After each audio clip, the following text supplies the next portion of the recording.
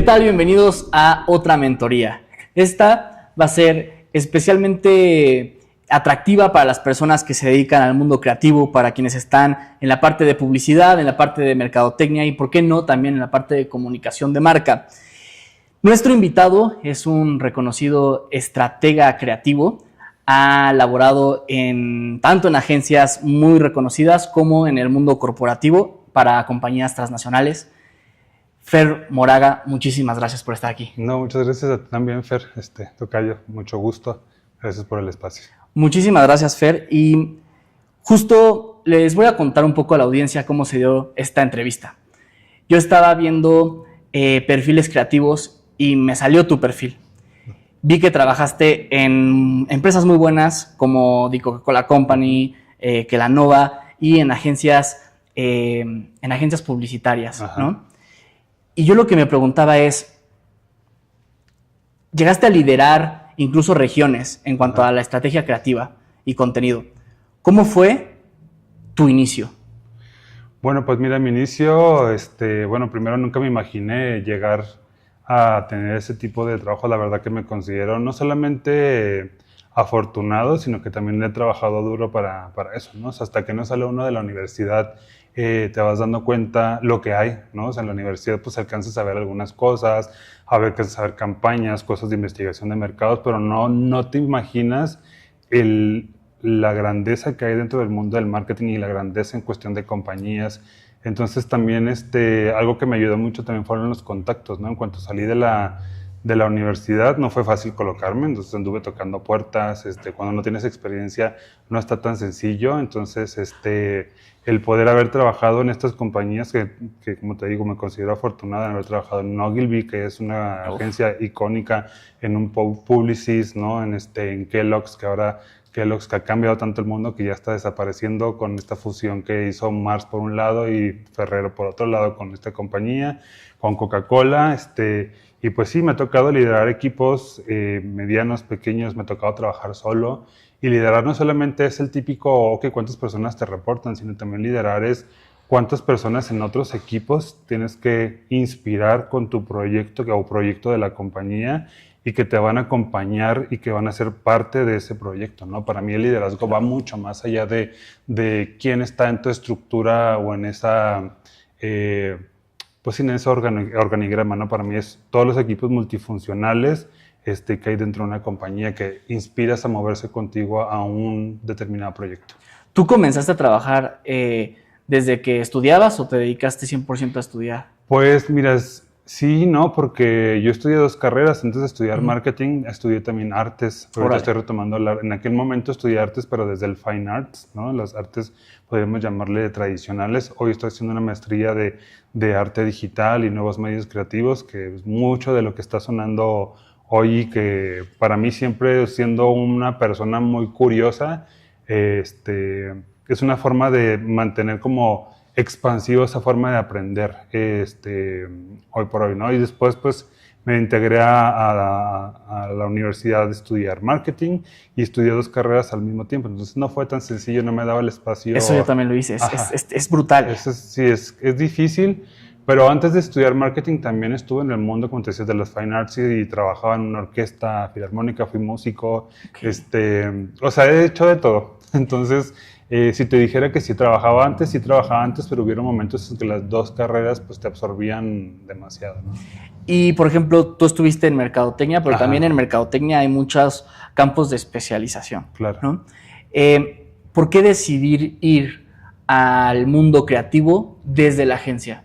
Pues no solamente he estado en esa, he estado por ejemplo, en investigación de mercados. Ahí inicié en investigación de mercados y te puedo decir que ahí me di cuenta que había una curiosidad en mí de hacer más allá de encontrar información, ¿no? O sea, encontrar información es muy rico y nutre mucho el cerebro, pero creo que me faltaba en ese momento que yo empecé a trabajar hace muchos años en una agencia que ya ni siquiera se llama así, la verdad no me acuerdo cómo se llama ahorita en este momento, pero una agencia muy pequeña, pero con clientes muy grandes, con clientes globales, con Procter & Gamble en Europa del Este, en Sudamérica, en Centroamérica, y eso me empezó a dar mucho la perspectiva de de que había otros ámbitos dentro del marketing más allá de la comunicación, ¿no? En aquel entonces estuve haciendo retail marketing, he estado en investigación de mercado, he estado sí en comunicación, he estado liderando marcas. O sea, hay muchas áreas tan diversas que creo que he pisado varias. Ahorita si quieres que vayamos a platicando de eso. Y terminé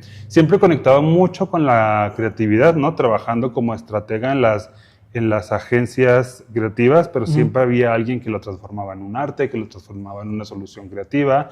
Y terminé mi última posición de liderazgo regional en Coca-Cola como director creativo de estrategia, pues trabajando en mi día a día con creativos internamente, externamente, creativos especializados en el área tecnológica, creativos especializados en generar ideas de activación, de PR, de influencias, o sea, es muy amplio. 360. 360 o transmedia o crossmedia, como le queramos llamar, o sea, es súper amplio, pero compañías como esta me ha dado la oportunidad de tocar todo este abanico tan profundo o tan amplio que hay en el mundo del marketing.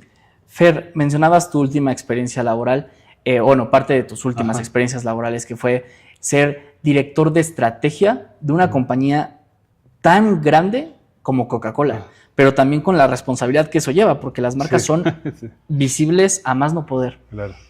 Fer, ¿cómo es el día a día siendo un director de estrategia? Porque en el mundo corporativo tienes que ceñirte a ciertas políticas y lineamientos, pero también tienes la parte creativa. Entonces, ¿cómo es el día a día de un director creativo? Pues mira, en un mundo corporativo sí es mucho más claro como el día a día y tu paso a paso, porque tienes todo un planeamiento anual, un planeamiento mensual, sabes que se tienen que entregar tantas campañas en todo un periodo de año y medio, incluso visualizas las de los próximos 3 años, entonces como que tu día a día ya sabes que tienes tus one-on-ones con las personas que son muy importantes, ¿no? Con esas personas que ahora sí lo voy a mencionar, que te reportan directamente y que es bueno saber cómo están personalmente, cómo están sus cargas de trabajo, cómo puedes apoyarles desde una postura de liderazgo, de mentorship, ¿no? De, oye, ¿sabes qué? No sé hacer esto, entonces a lo mejor, ¿de quién lo puedo aprender? ¿No? Oye, ¿sabes qué? Necesitaría un consejo contigo para poder influenciar un área que es el área legal o que es el área con los equipos globales, ¿no? Entonces ahí es donde tu día a día se convierte, bueno, en esa etapa laboral, pues se convierte mucho en trabajar con las personas. Claro. Ajá, o sea, sí, mucha gente habla de que tienes meetings todo el día, ¿no? Un montón de juntas, pero para mí el día a día es las personas. Tienes tus pocos espacios de decir, ok, ahora me voy a sentar y tengo que ir a presentar esto con un equipo global, con un equipo regional, con el embotellador, pero el día a día es tú con tu equipo, tú con los equipos crossfuncionales, tú con las agencias, es muy de personas. Ese para mí es el día a día. Fer, antes de entrar a la entrevista estábamos en una plática muy interesante, que es, quizá hoy más que nunca, vemos las diversas generaciones y los cambios que hay en sus personalidades. Tú has liderado y lideras muchos equipos, tanto internos como externos, con personas de diversas generaciones y con diversas perspectivas, ¿no? Claro. ¿Cómo lo enfrentas? Pues mira, primero entendiendo cuáles son los motivadores que tienen cada uno de ellos. O sea, a mí me ha tocado ser un millennial trabajando con baby boomers, con generación X, con generación Z, ¿no? Y entendiendo que cada uno de ellos no es que tienen valores compartidos, todos, ¿no? Desde ahí, obviamente, todos tienen valores como la familia, como la honestidad, como el trabajo duro, pero la forma en que los logran son diversos, ¿no? Entonces, por ejemplo, para una generación Z, para ellos es la velocidad y la inmediatez es muy importante porque eso es lo que ven en el día a día en los medios, están expuestos a que la gente se gana el pan o la comida o el día a día en redes sociales, que su marca personal forma parte de su identidad versus un baby boomer que no está tan acostumbrado a eso o una generación X que siguen siendo cosas nuevas, y que están en el camino de entenderlas. En el día a día es mucho que ellos entiendan esa diversidad, ¿no? O sea, la diversidad va mucho más allá de edades, ¿no? Está bueno que vean que hay edades diferentes, pero lo que yo siempre empujé, sobre todo porque me pasó que en todos lados hay problemas y hay cosas buenas, pero me tocaba que a veces habían diferencias como de, oye, es que yo trabajo de esta forma, o fulanito va muy lento, fulanito, pero era mucho más y siempre escuchaba, es que no le sabe la tecnología o es que no se quiere subir a la velocidad que yo traigo. Entonces era mucho de hablar con ellos y entender, ok, cuáles son las fortalezas de esta persona y cuáles son las tuyas, cómo las pueden compartir y cómo pueden potenciar los proyectos que trabajan en común, ¿no? Porque al final se encuentran en el proceso creativo, se encuentran en el proceso estratégico. Entonces, mientras ellos sepan que es un trabajo el trabajo en equipo, no es solamente sentarse, pensar, sino también es conocerse y ver las fortalezas, ¿no? Que tú tienes. Yo siempre les insto a que vean primero las fortalezas y las oportunidades en ellos y cómo eso lo puedes potenciar desde diferentes áreas. Entonces yo creo que es el verse reflejados y trabajar en equipo es bien importante. Fer, este podcast es una mentoría y es una mentoría constante. Para una persona que esté enfrentando dificultades al momento de abordar temas en cuanto a resolución de conflictos por estas diferencias que puede llegar a haber, ¿tú cómo lo hacías? ¿Qué te hubiera gustado que te dijeran a ti? Bueno, a mí me hubiera gustado que me dijeran que estuviera más sereno, ¿no? Porque yo me considero una persona que también va a velocidades aceleradas, ¿no? Yo creo que me acostumbré a trabajar así porque así se mueve la industria. Pero a veces cuando hablamos de equipos creativos, hay una diversidad también muy grande ahí dentro. Hay el que hace los artes, hay el que piensa ideas de qué hacer con una campaña, hay el copywriter que piensa mucho en las palabras, hay el tecnólogo, hay el digital. Entonces, entender a esa diversidad de personas que están trabajando ahí, a mí me hubiera gustado que me dijeran qué tengo que hacer para entender a esas personas, qué les motiva a estar en una misma reunión, porque puede pasar que estemos así como ahorita estamos reunidos todos aquí, pues cada quien tiene una motivación distinta del estar aquí, ¿no? Entonces, el que alguien me dijera, oye, no solamente escucha lo que está sucediendo ahí, sino observa y trata de ver por qué la gente se comporta de alguna manera y eso tómalo a favor de lo que quieren lograr, me hubiera encantado.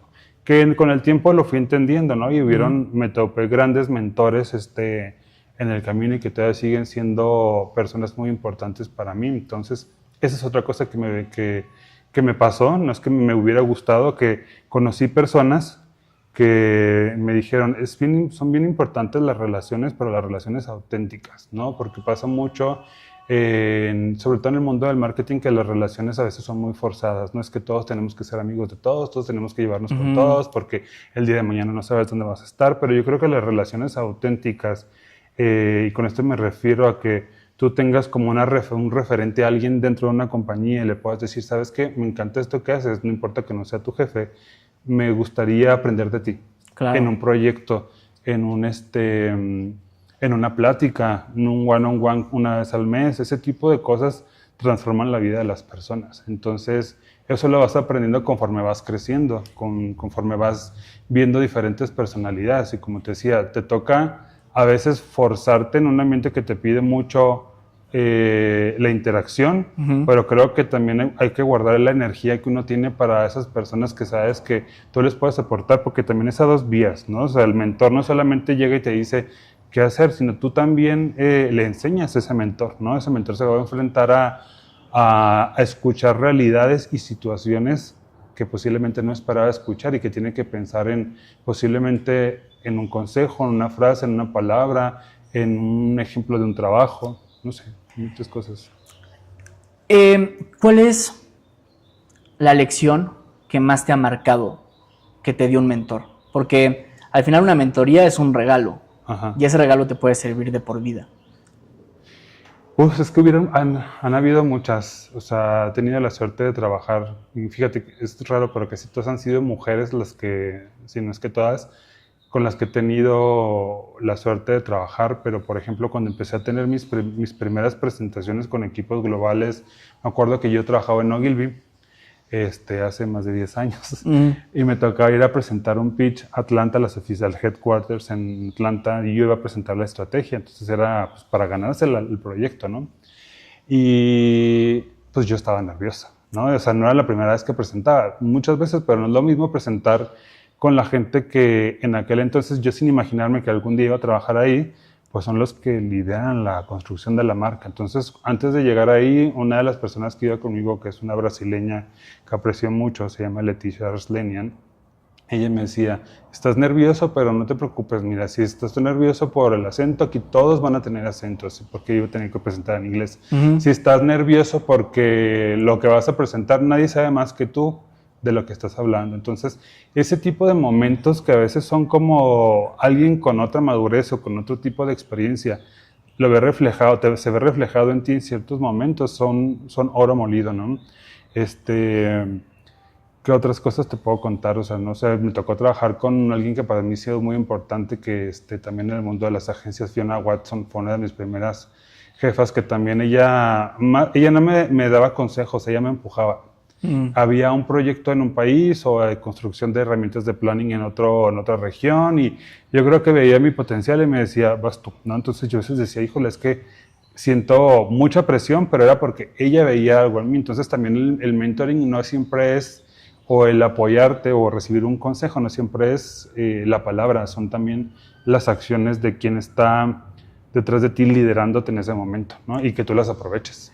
Ahí, Fer, me hace todo el sentido lo que dices, porque llega un momento en el que pasas de ser junior a ser senior, de operar a planear.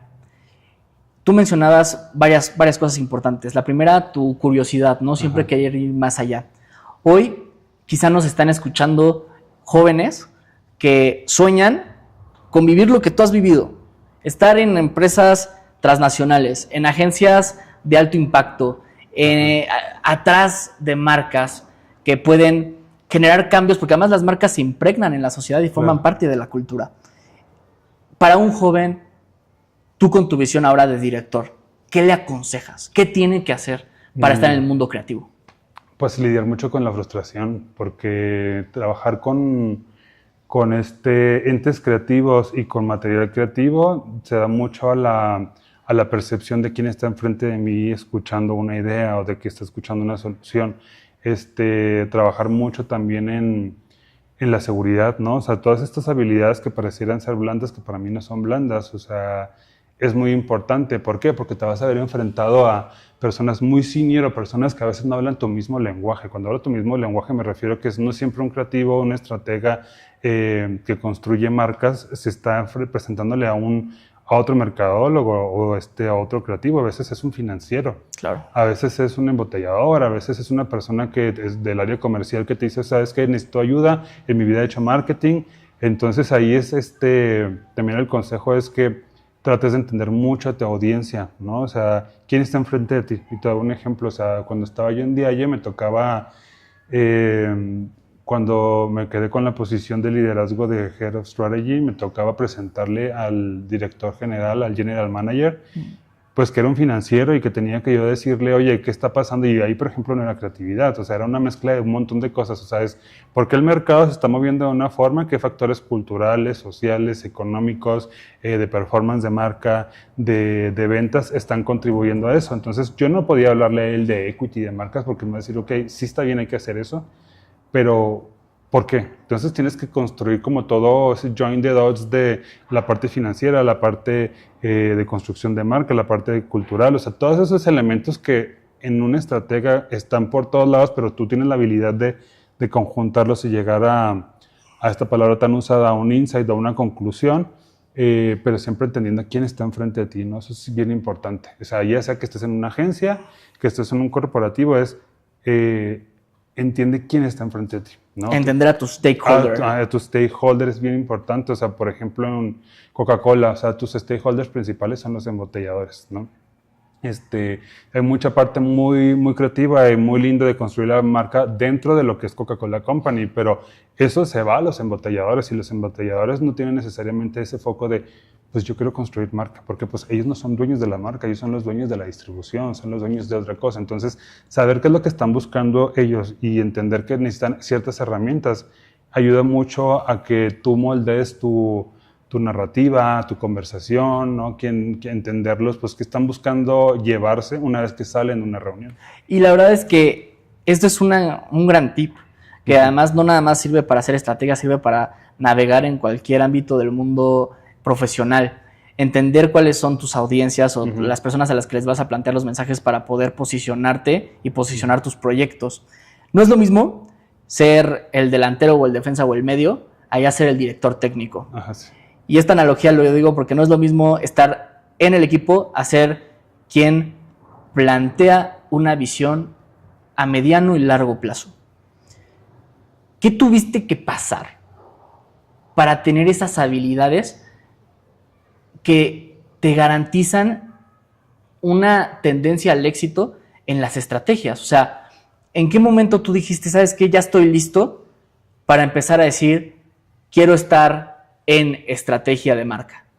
Pues mira, es que no sepa si de pronto llega un momento clave y te dices, ya estás listo. O sea, yo creo que siempre todos los seres humanos somos como un always in beta, siempre estamos creciendo, estamos evolucionando, y cuando hablas del mundo de marketing y de la construcción de las marcas, siempre hay cosas nuevas, lenguaje nuevo, un proyecto nuevo. Entonces, yo creo que ese nivel de complejidad a veces te hace tener ciertas habilidades más camaleónicas, ¿no? O sea, yo el consejo que daría es sigue preparándote en cuanto que viene de nuevo, cuánto va a durar, ¿no? Te doy un ejemplo, hace año y medio, 2 años hablaban del metaverso, o 3 años incluso más atrás, cuando ibas a esos festivales creativos y todo va a ser metaverso, salió Mark Zuckerberg y lo dijo, no funcionó, se dejó usar la palabra metaverso, ahora estamos con la inteligencia artificial en todas sus expresiones. Es tan efímero, tan fugaz que como te decía, vivimos no solamente como always in beta reinventándonos, sino que se vuelve también como los médicos. O sea, es cómo haces para estar avant-garde, ¿no? O sea, si quieres trabajar en este tipo de compañías, no es que te lo pidan en el job description, ¿no? Te piden tareas bien específicas, pero para poder cumplirlas, pues sí necesitas estar muy inmerso en qué está pasando en la tecnología, qué está pasando en la cultura, qué está pasando con las compañías, por qué se fusionan, por qué otras desaparecen, por qué otras crecen, porque a veces un consejo también que puedo darle a la gente es nos enfocamos tanto en la marca que te toca trabajar, construir, pero dejas de ver afuera. Sí. Y siendo un estratega creativo o estratega de negocio, de marca, si no estás inmerso en la cultura, si no escuchas noticias, si no escuchas podcasts, si no lees diferentes contenidos, incluso de arte, de muchas cosas, no vas a poder darle la vuelta a las cosas, enriquecer una conversación, enriquecer una narrativa de marca o incluso construir una estrategia con fundamentos creíbles para las personas. Porque es bien fácil llegar y decir, mira, vamos a hacer esta estrategia digital y vamos a invertir acá, y se vuelve vacío, se vuelve hueco. Pero cuando empiezas a hablar y decir, ok, ¿sabes qué? Hay esas personas que están buscando conectar con la cultura desde las raíces o desde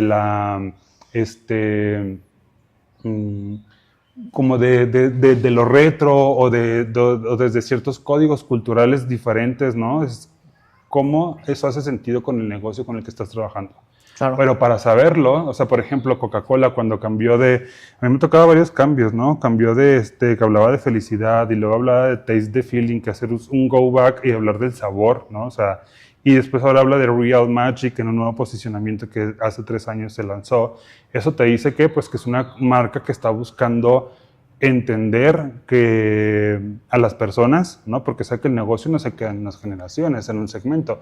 Te tienes que reinventar desde la médula, desde lo que dices, y de ahí ya viene todo lo demás que es, sí, en dónde lo vas a comunicar, con quién, qué nuevos empaques vas a lanzar, la identidad. O sea, es un abanico gigantesco, pero para una persona que se quiere dedicar a eso es fundamental que nutra su forma de pensar con la cultura. Y hablabas algo muy importante. ¿Cómo se construye una marca? Uh-huh. Pues hay muchas formas de construir una marca. Primero, siempre es importante saber en qué stage, en qué etapa se encuentra esa marca. No hay una fórmula exacta. O sea, hay marcas que van a ser lanzadas, hay marcas que tienen hasta más de 100, 200 años, bueno, exageré con 200 años, 150 años, o que están en reinvención, ¿no? O sea, a mí me ha tocado trabajar con marcas que van a ser lanzadas de cero, o marcas que tienen más de 100 años como Coca-Cola, o 150 como Johnny Walker, o Buchanan's, o Don Julio, que son marcas que tienen muchísima historia, pero que también tienen problemas en cuanto a cuál es su realidad hoy. ¿no? Y me gusta compararlo con los artistas. ¿Cuántos artistas han sido, han tenido la apertura de reinventar, ¿cómo se dice? Reinventarse. Reinventarse. Ay, no puedo con la palabra. Nada, bueno, eso, ¿no? O sea, de evolucionar, de volver a conectar con las personas. Entonces, construir una marca parte de entender en dónde se encuentra y hacia dónde quiere ir. Y de ahí sabes que si lo que tienes que hacer es conectar con nuevas audiencias, bueno, sal y entiende culturalmente cómo hablan, qué les gusta, cuáles son sus imaginarios, si tu arquetipo de marca hoy por hoy resuena con ellos o no, si tienes un lenguaje cultural que les importe, ¿no? Si tienes valores que resuenen con ellos, ¿no? Por ejemplo, Johnnie Walker ha sido siempre una marca, es una marca que me tocó trabajar mucho, que siempre ha hablado de progreso. Pero el progreso que te tocó a ti, o que le ha tocado a ustedes que están aquí también ha sido diferente, ¿no? Y en otros países hay personas que logran el progreso con de A, B, C, D, ¿no? Paso uno tras otro, pero hay personas que el progreso lo logran diferente.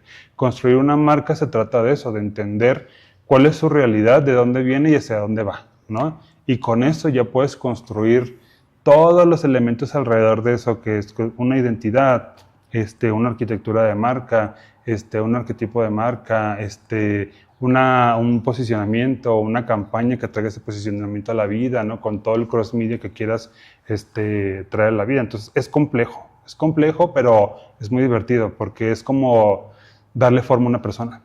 Y creo que una de las principales lecciones de lo que hemos estado hablando es nunca claudicar en prepararse, porque siempre va a haber algo nuevo y siempre te puedes enriquecer y al final el bagaje cultural del cual tú estés hecho va a ser también el resultado que seas capaz de impregnar en tu trabajo.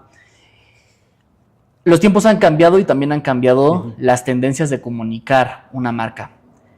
¿Qué se debe de tener en cuenta al momento de plantear una estrategia de comunicación de marca? Y también, ¿cuál es la parte ética que deben de tener las personas que están comandando estos esfuerzos? Porque, y como lo hemos platicado, se impregnan en la cultura, se envían mensajes y también se determinan ciertos patrones de consumo, cierta manera de comprender la actualidad. Pues es un tema polémico porque cuando hablas de construir una marca hablábamos de que las marcas pues no solamente tienen personalidad, también tienen valores, ¿no? Y muchas de las marcas siempre buscan construir a partir, no sé, te voy a dar un ejemplo, siempre es muy polémico el tema de la contaminación y muchas marcas buscan hacer eso, ¿no?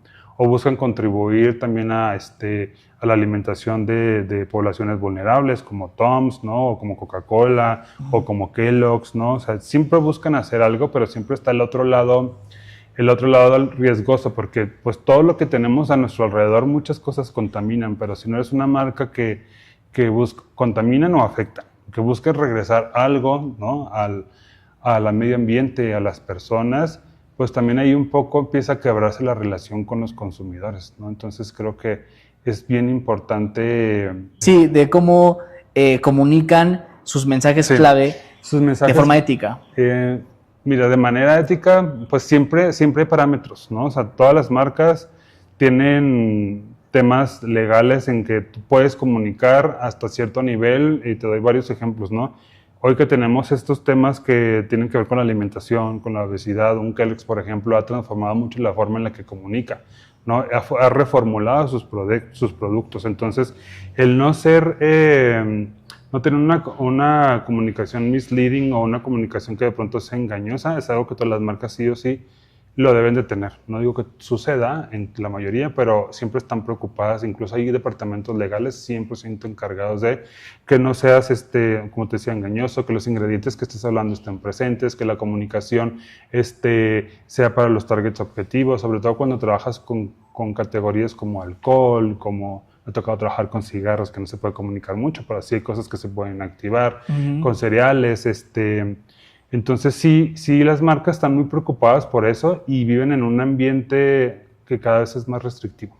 Claro. Que muchas compañías le llaman dark market. Cada vez hay más restricciones porque sabes que a nivel legislativo no puedes hablar de ciertas cosas, porque sabes que a nivel poblacional estás afectando en ciertas cosas y eso te cambia la forma de hacer marketing, ¿no? Tienes que adaptarte. Ahorita hablábamos de tecnología, pero también formas de comunicar van evolucionando año con año y tiene mucho que ver con la categoría con la que trabajas. Y algo que ha evolucionado y que se está impregnando en el trabajo es la inteligencia artificial. Tú te estás especializando en el futuro, que es la inteligencia artificial. Que bueno, no es tan futuro, ya es... Ya está. Ya está. ¿Tú cómo vislumbras el papel de la inteligencia artificial en la planeación de una marca? Pues mira, yo tengo ya años usándola y también no paras de ver cosas nuevas y es también always in beta, o sea, se sigue refinando, sigue mejorando y hay muchas herramientas que van a aparecer y van a desaparecer y muchas que se van a integrar, ¿no? Hoy hay una pulverización de cantidad de herramientas que si ahorita me pongo a contarte de cada una de ellas, no acabaríamos. Sí, sí. Que hay mucha gente que solamente tiene en su cabeza ChatGPT, pero hay muchas, hay Perplexity, hay Canva tiene un montón, está Midjourney, está Dalí, está Hatch, o sea, hay infinidad de herramientas, pero creo que el futuro de eso está más en que usarlas, está en integrarlas. En cómo en un proceso estratégico creativo que ya está sucediendo, o sea, de hecho parte de una consultoría que hice recientemente tuvo que ver con eso, es cómo que hago que una agencia que se mueve a cierto ritmo se mueva de manera más veloz. ¿Por qué? Porque el mercado se lo pide, porque las adaptaciones en la comunicación se lo piden, porque la individualización a escala te lo pide. Entonces, claro, el que tú las integres tiene muchas aristas. Sí, te ayuda a que el headcount se reduzca. Y sí, es verdad, muchas personas van a perder su trabajo, pero otras van a adquirir nuevas habilidades y van a adquirir nuevos trabajos. Es una forma de evolucionar lo que hoy por hoy haces. Es una realidad. En un par de años se va a hablar, ya casi no se va a hablar de eso, seguramente. ¿Por qué? Porque va a ser como tomar tu celular y hacer cosas, ¿no? O sea, es como cuando a un fotógrafo que hacía todo este ritual de poner la cámara y poner este velo para que no llegara la luz, ese ritual desapareció y apareció la cámara digital, ¿no? O el pincel, cómo van evolucionando y te van quitando cosas, pero te van dando otras cosas. Entonces yo creo que si la industria en el futuro cercano no entiende que la inteligencia artificial está para quitarte muchas cosas, buenas y malas, o sea, buenas como... Oye, hay veces que estás haciendo una presentación y que dices tú, yo quiero invertirle en el pensamiento, no en que esté bonito el PowerPoint, no en que claro, en qué número de slides, o sea, te enfocas en unas cosas y le pones tu energía a eso, pero otras cosas que son muy mecánicas, que también son importantes porque al nivel creativo te ayudan, pero vas adquiriendo otras habilidades. Yo creo que si no lo vemos así, estamos destinados a quedarnos out, ¿no? Incluso en la producción de la comunicación y del contenido. O sea, ha sido súper polémico en redes sociales, sobre todo en LinkedIn, donde casas productoras enteras, agencias, te dicen es que hay una parte no ética, no legal, en cómo vamos a reemplazar a un director creativo. El director creativo no va a dejar de existir, es más bien va a utilizar herramientas que le ayuden a hacer su edición más rápida, a que el realismo sea otro, ¿no? O sea, como que hay que, yo creo que romper con la inercia de cerrarnos, y eso pasa siempre. Siempre que llega una tecnología o algo nuevo, hay tendencia y contratendencia. Y ahí entra la parte ética y la parte no ética. Yo creo que se va a seguir regulando, nos queda más que abrazarla y nos queda más que integrarla. Y por ejemplo, ahí tú te has especializado en mercadotecnia y has estado en todas las etapas, en producto, precio, plaza y promoción. Uh-huh. En la parte de promoción, a mí me llama muchísimo la atención notar lo que la inteligencia artificial es capaz de producir en materia de videos. O sea, uh-huh, personas que se ven reales. Incluso hay un video de un changuito que prueba comida, ¿no? Entonces está buenísimo. Pero yo digo, ¿dónde se van a quedar los empleos de las casas productoras, de los realizadores, de los actores? ¿Tú crees que en algún punto se va a utilizar más la producción con inteligencia artificial que con un recurso humano? No, yo creo que no. O sea, al final la inteligencia artificial es una red neuronal. Es una red neuronal que tienes que alimentar, la tiene que alimentar un humano. Y no es que la alimentas un mes o dos y ya acabaste, ¿no? Siempre siguen saliendo cosas nuevas, las marcas siguen teniendo necesidades distintas. Yo creo que estas casas productoras o estas agencias creativas, lo que tienen que hacer es saber en dónde entra al final. El humano siempre está detrás de eso. El humano es el que le inyecta el algoritmo, le inyecta la instrucción, enriquece el conocimiento de la inteligencia artificial y una vez que entiendes eso, sabes que tu poder está ahí. Entonces, mientras no entiendas ese poder, y como te decía ahorita, el futuro está en integrar las diferentes... Hay herramientas de inteligencia artificial que son 100% visuales, hay otras que son más de utilización de data, hay otras más que son de automatización, ¿no? Entonces, se vuelve así más complejo, pareciera ser que es muy sencillo y que te lo hace todo, pero no. Hay otro nivel, hay capas, ¿no? Que hay que ir entendiendo si te vas subiendo a eso. Y yo creo que las casas productoras, las agencias y los grandes corporativos están en el camino de...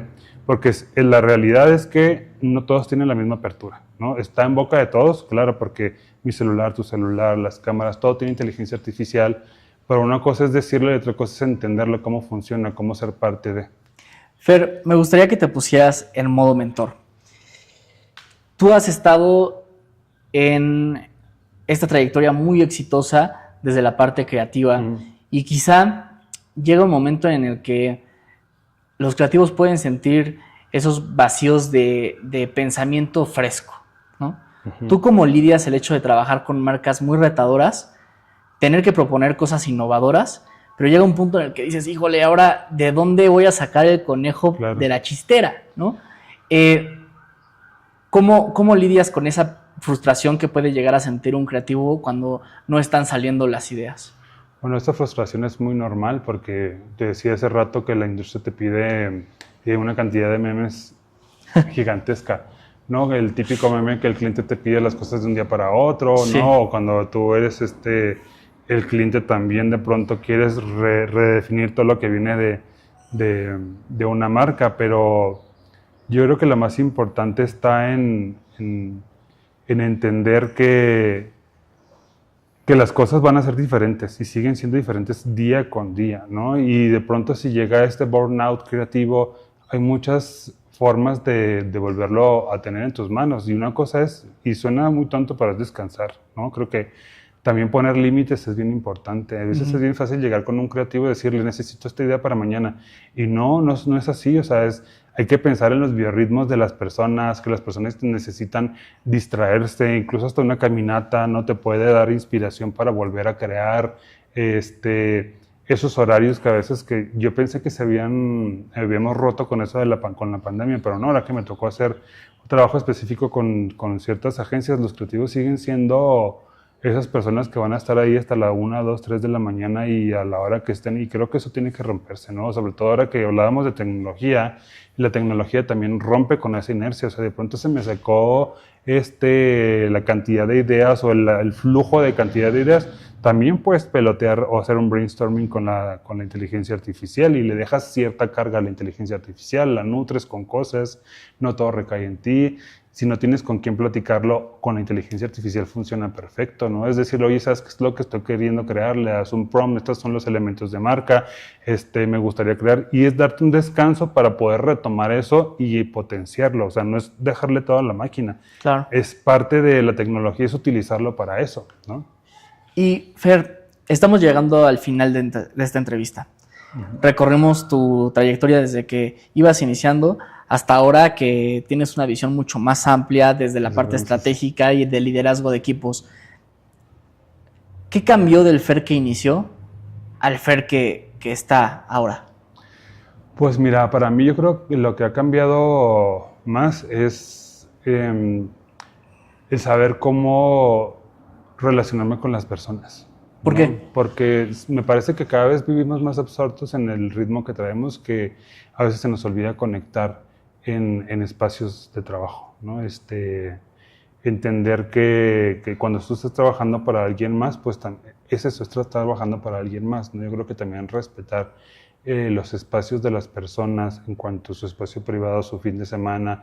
O sea, yo aprendí mucho que mi equipo era mucho más eficiente, mucho más, se inspiraba mucho más, dándole sus espacios personales que se los merecen, ¿no? Y a veces cuando estás en esta industria del marketing, rompemos mucho ese límite. Entonces lo que te puedo decir ahora, lo que he aprendido es que no porque el negocio tenga un ritmo, tú tienes que trasladar ese estrés o esa inercia hacia las personas. Tienes que saber que son personas que tienen familias, que tienen hijos o no tienen hijos o tienen diferentes estilos de vida y que el entenderlos y buscar las formas adecuadas, porque no es one size fits all, que te respondan en el negocio y saber que son personas que tienen una responsabilidad y que ellos la cumplan, ahí es donde rompes con todo lo no positivo que puede traer cualquier industria. No solamente hablo de la de marketing, puede ser en la médica, puede ser no sé, en la nuclear, en cualquier otra puede existir esto. Pero yo creo que cuando entiendas que las personas están ahí por una motivación y que estando contentas con esos espacios de refresh, ahorita lo mencionabas tú, creo que es muy importante. Hoy lo entiendo más. Antes yo mismo, cuando Antes eras muy... No necesariamente desde liderazgo, desde para mí. O sea, antes yo era esa típica persona que se me iban las horas y las horas y las horas y trabajando mucho, pero inspirada, pero no me daba cuenta que también necesitaba parar. Entonces... ¿Te llegó a afectar? Me llegó a afectar, sí, claro, en salud, física, mental, emocional. Entonces esa recomendación que yo les doy a cualquier persona, no solamente de esta industria, es que cuiden esas diferentes saludes. ¿En qué momento te afectó tanto que dijiste... En el momento que dejas de verte a ti, o sea, en el momento que tu pasión es tanta o que la presión es tanta, pueden ser varios factores, ¿no? A veces es la presión de alguien más, o a veces es tu misma presión hacia ti mismo, destacar en una industria tan competida. Es muy competida, eso no lo conversamos, pero es una industria que tiene muchas personas queriendo trabajar ahí. Claro. Y hace mucho lo hablé en una conversación con la gente donde yo estudié en la universidad. Somos pocos, muy pocos los que realmente o destacamos, y no solamente destacamos, que también logramos entrar al mercado creativo, a la industria creativa. Es muy poco. Entonces es complejo. Fer, finalmente, ¿cómo te gustaría ser recordado como mentor por todas las personas que has tenido a tu cargo, formal e informalmente? Fíjate que usualmente no me pongo a pensar en eso, pero la vida me ha dado sorpresas, de cuando alguien de pronto me lo encuentro en la calle o de pronto hasta en redes sociales te llegan a escribir, oye, ¿sabes qué me marcó una plática que tuve contigo? Y para mí es una plática bien sencilla de pronto voltear con alguien y decirle, oye, esto que te escuché decir, podrías hacerlo así, o ¿sabes qué? A mí me funcionó esto. Y que para ti es una frase, es una conversación tan corta, pero que para alguien que va en el camino claro, puede ser transformacional, ¿no? O sea, o liberador, depresión, o inspirador, ¿no? Entonces, ¿cómo me gustaría que fuera recordado? Igual, pues, mucho más con esto que me ha tocado vivir. Oye, gracias por esa palabra que no lo tenías pensado, no me senté contigo a una mentoría, sucedió en un pasillo, sucedió en una conversación, y me ayudó muchísimo y hoy por hoy lo aplico. O sea, creo que les deje algo, ¿no? Cualquier cosa, algo personal, algo profesional, cualquier cosa. O sea, nunca ando en la vida pensando en cómo voy a trascender. Creo que eso se va dando poco a poco. Prefiero que eso me sorprenda y me ha sorprendido. Me da mucho gusto y también me da mucho gusto tenerte aquí, que hayas sido de la primera generación de mentores de este proyecto. Te estoy muy agradecido y espero verte muy pronto. Oh, muchas gracias a ti. Gracias. Esto fue Modo Mentor con Fer Moraga, mi tocayo. Yo soy Fer Oropesa. Nos vemos pronto.